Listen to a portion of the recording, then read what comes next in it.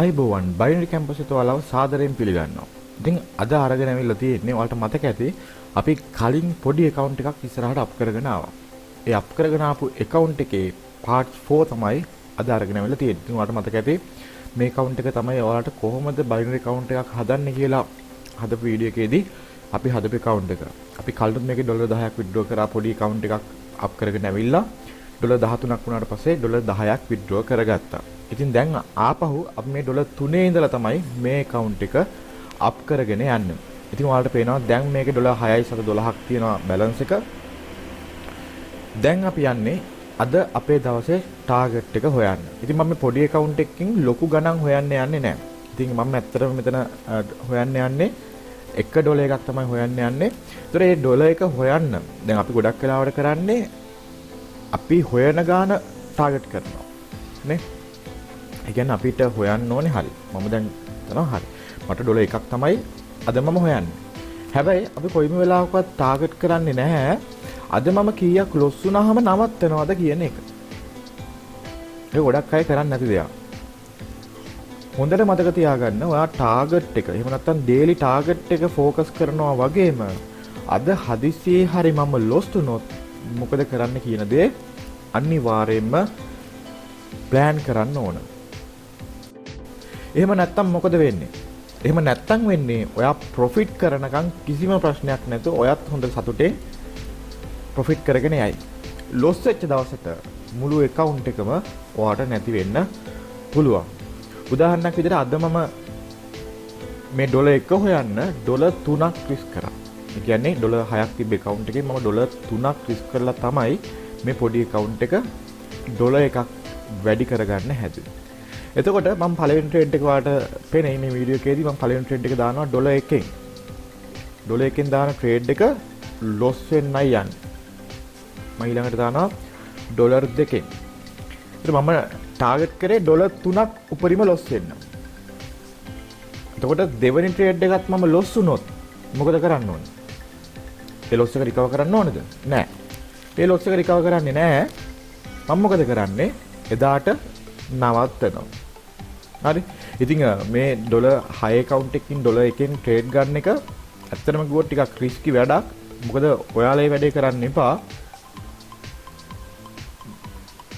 මේක ගොඩක් වෙලාවට මට ෂෝ එකක් තියෙන නිසා තමයි මම මේ විදිහට කරේ. ඉතින් ඔයා තාම පටන් ගන්න කෙනෙක් නම් තාම බිගිනර් ලෙවල් එකේ ඉන්න කෙනෙක් නම් ඔයා මේ ඩොලර් පොඩි account එකකින් ලොකු ස්ටේක් ගන්න යන්න එපා. ඉතින් ඔයාට පුළුවන් 735 වගේ ට්‍රේඩ් දෙකක් දාන්න. ඉතින් ඩොලර් එකක් හොයන්න අවශ්‍යත් නැහැ පොඩි account එකකින්. ඔයාට පොඩ හිමීට අරගෙන යන්න පුළුවන්.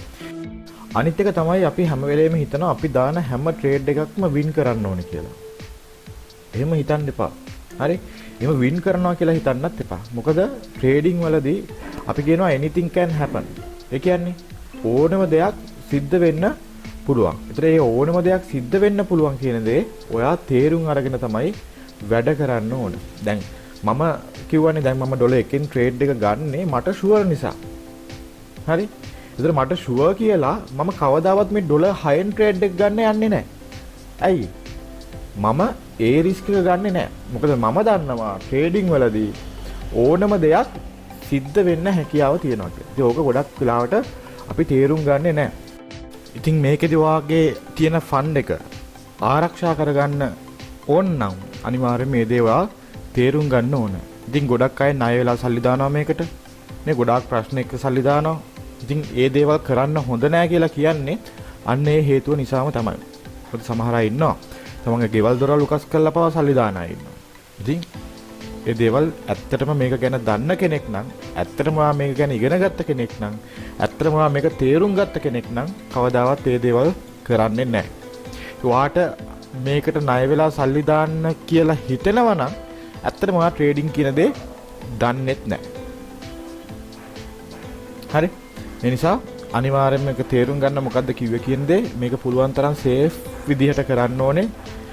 අපේ තියෙන ෆන්ඩ් එකත් ආරක්ෂා කරගෙන අපේ තියෙන දේවලුත් ආරක්ෂා කරගෙන මේක කරන්න ඕනේ. හැම වෙලේම ප්‍රොෆිට් එක වගේම ලොස් එක ගැනත් හිතන්න.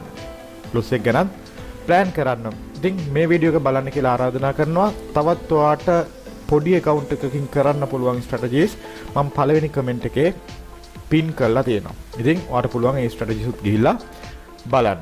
එහෙනම් ඔයාලා හැමෝටම all the best මේ වීඩියෝ එක ඉවරනකම් බලන්න. ඔයාලගේ ට්‍රේඩින් වැඩ කටයුතු හැම දෙයකටම ඔයාලා හැමෝටම good luck.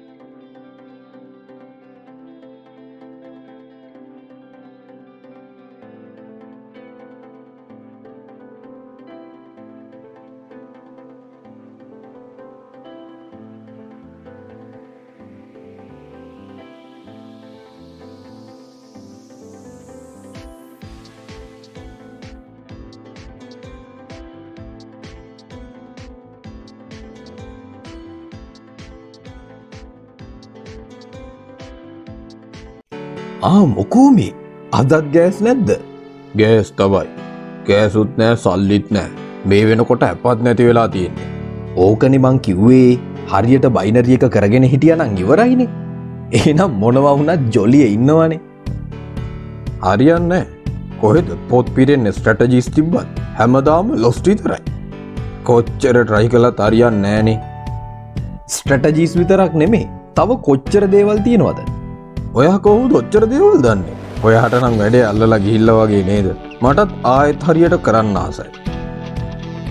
මෙහෙමයි. මෙන්න මේ ෆෝන් නම්බර් එකට කතා කරන්න. මේක බයිනරි කැම්පස් එකේ ෆෝන් නම්බර් එක. ප්‍රොෆෙෂනල් ට්‍රේඩර් කෙනෙක් වගේ බයිනරි කරන්නේ කොහොමද කියලා එයාලා කියලා දෙයි. ඒ වගේම තමයි YouTube එකේ බලන්න බයිනරි කැම්පස් කියලා.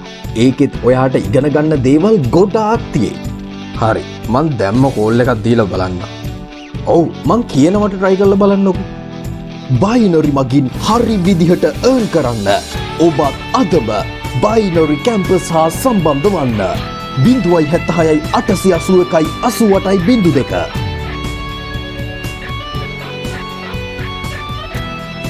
ගොඩ යන කලාව.